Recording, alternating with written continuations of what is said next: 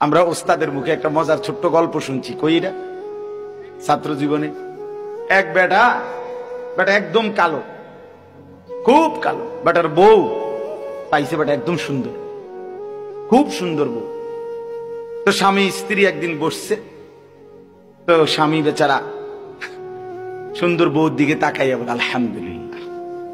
তো বেরিয়ে স্বামীর দিকে তাকাইয়া বেটিও কইছে আলহামদুলিল্লাহ। তো স্বামী জিজ্ঞাসা করলো, ঘটনা কি আসলে, তুমি কি লেগে আলহামদুলিল্লাহ কইলা? আপনি কি জন্য বলছেন?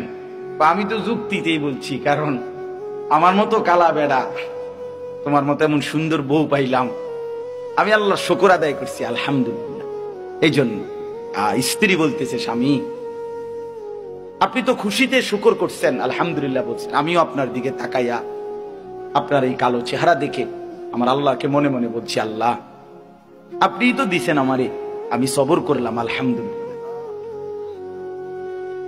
তো এক বুজুর্গ পরে শুনে বলছে, শোনো, তোমরা স্বামী স্ত্রী দুইজনেই জান্নাতি। একজন শুকরের কারণে জান্নাতি, আরেকজন কিসের কারণে জান্নাতি? শুকরেও জান্নাত, সবরেও কি? ইল্লাল মুসাল্লিন আল্লাযীনা হুম আলা সালাতিহিম দাঈমুন। আল্লাহ বলেন যারা সর্বদা নামাজ পড়ে, আল্লাহ বলেন পাক্কা নামাজি, নামাজ যার জিন্দেগি, 5 ওয়াক্ত নামাজ যে জীবনের সাথে মিশায় রাখে, খোদার কসম আল্লাহ বলেন আমার এমন বান্দা নিরাশ হয় না, আমার এমন বান্দা আমার হক আদায় করতে কার্পণ্য করে না, দুনিয়া নিয়া কামরা কামরি করে না, লোভের এই দুনিয়ায় ছিঁড়ে বিড়ে খায় না। আল্লাহ এমন হওয়ার তৌফিক দান করেন।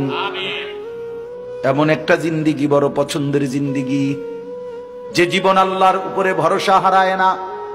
আল্লাহ বলেন ওয়ালা রাব্বিহিম ইয়াতাওয়াক্কালুন। আল্লাহ বলেন আমার মুমিন বান্দা তারা যারা সর্বদাই আমি আল্লাহর উপরে ভরসা করে। কার উপরে?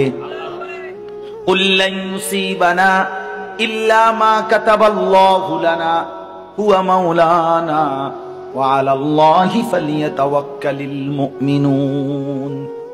আল্লাহ বলেন বন্ধু আপনি বলে দেন, ও দুনিয়াবাসী, কোন মুসিবত আমাদের হবে না, সেটাই হবে যেটা আল্লাহ তাকদীরে লিখে রাখছেন।